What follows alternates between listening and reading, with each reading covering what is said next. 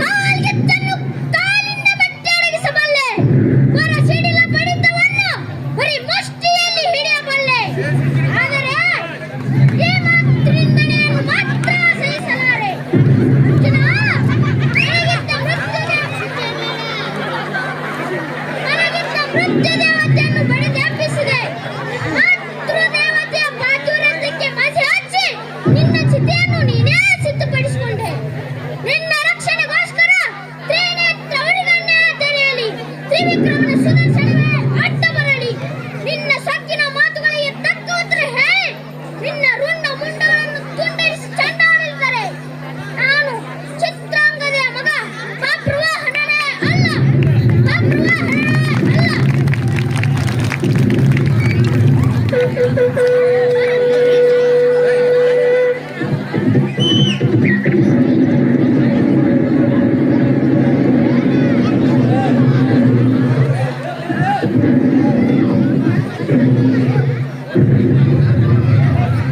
ಏನು ಪಾರ್ಥ?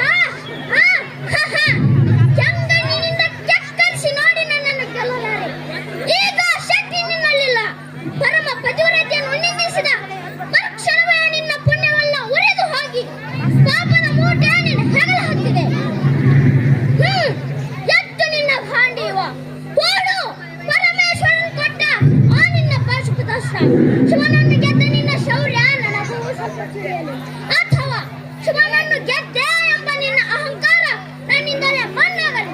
ಮನಾಥ, ಅವರಿವರನ್ನು ಗೆದ್ದೆ ಎಂಬ ಅಹಂಕಾರದಿಂದ ಕಪ್ಪಿದ ಮೂರ್ಖ ಸುರಲೋಕಕ್ಕೆ ಸೊಪ್ಪನ್ನು ಕಟ್ಟಿ ಅಸ್ತ್ರಯಂತ್ರವನ್ನು ಭೇದಿಸಿ ರಣಾಂಗಣದಲ್ಲಿ ವೀರ ವಿಹಾರ ಮಾಡಿದ ಅರ್ಜುನನ ಭುಜಬಲದ ಪರಾಕ್ರಮ ನಿನಗೇನು ತಿಳಿದಿದೆಯೋ?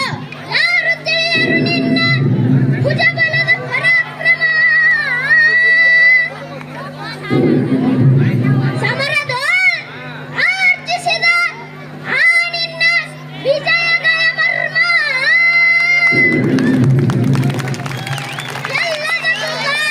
ಪ್ರಚಂಡನು ಪುಂಡನು ನಿರ್ಧರಿಸುವುದು ರಣರಂಗ. ಕೂಡು ಬಾಣಗಳ ಮಾಡುವೆ ಮಾನಭಂಗ. ಕದನದ ಕೈಪಾತಂಕಣಕ್ಕೆ ಉಳಿದವರಿಲ್ಲ, ಅಪ್ಪರಿಸಿ ಬೊಬ್ಬಿರಿದರೆಲ್ಲರಿಗೂ ಭಯವಿಲ್ಲ. ಆನಂದಿಸಿ ಬರುತ್ತಿದೆ ನೋಡು ನಿನ್ನ ಹಂತಕನ ಹೂವಾನ. ಹಂತಕನಿಗೆ ಹಂತಕನು ಈ ಬಭ್ರುವಾಹನ. ಮುಚ್ಚಬಾಯಿ ಜಾರಿಣಿಯ ಮಗನೇ ಅಪಾರ್ಥ. ನನ್ನ ತಾಯಿ ಜಾರಿಣಿಯ ಪತಿವ್ರತ್ಯೋ ಎಂದು ನಿರ್ಧರಿಸಲೇ ಈ ಯುದ್ಧ ಮುಗಿಯಿತು. ನಿನ್ನ ಅಯಾಸ ಅದನ್ನು ಮುಗಿಸದ ಗಿಲಿಯಲಿದರೆ ನಿನ್ನ ಸಹಾಯಕ್ಕೆ.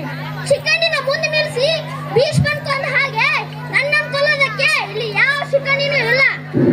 ಧರ್ಮರಾಯರ ಬಾಯಲ್ಲಿ ಅಬದ್ಧ ನುಡಿಸಿ ದ್ರೋಣಾಚಾರ್ಯನ್ ಕೊಂದ ಹಾಗೆ ನನ್ನನ್ನು ಕೊಲ್ಲಲು ಸುಳ್ಳು ಹೇಳಕ್ಕೆ ಧರ್ಮರಾಯ ಇಲ್ಲ.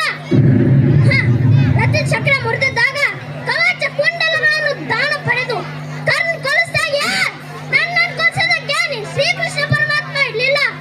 ಇರೋದು ಪತಿವ್ರತೆ ಮಗನಾದ ನಾನು, ಪತ್ನಿದ್ರೋಹಿಯಾದ ನೀನು.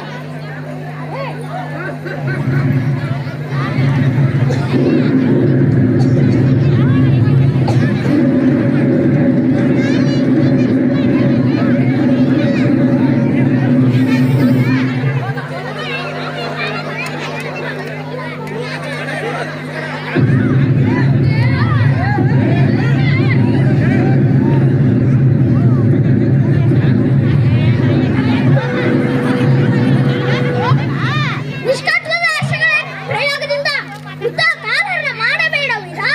ಕರೆ ನಿನ್ನ ಕೃಷ್ಣನನ್ನ ಅವನು ಬಂದು ಸಾರಥ್ಯವಿಸಲಿ. ಅವನ ಮುಂದೆ ನಿನ್ನ ಪ್ರಾಣವನ್ನು ಅವನ ಪಾದಾರವಿಂದಗಳಲ್ಲಿ ಅರ್ಪಿಸುತ್ತಾನೆ. ಛೇಡಿಸು, ಕೂಗು, ಎದುನಂದನ